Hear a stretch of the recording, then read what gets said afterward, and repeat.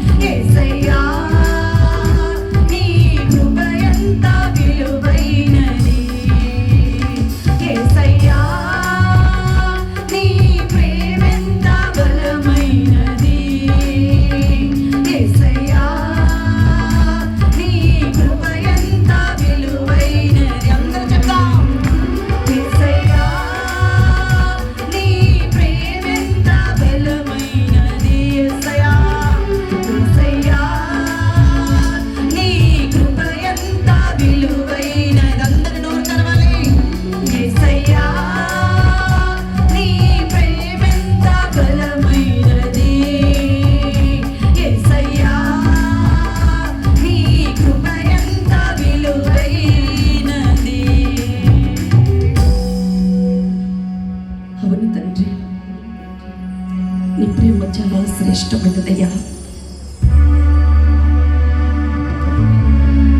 మితిలేని నీ ప్రేమ, గతిలేని నన్ను చూసి నా స్థితి మార్చినది.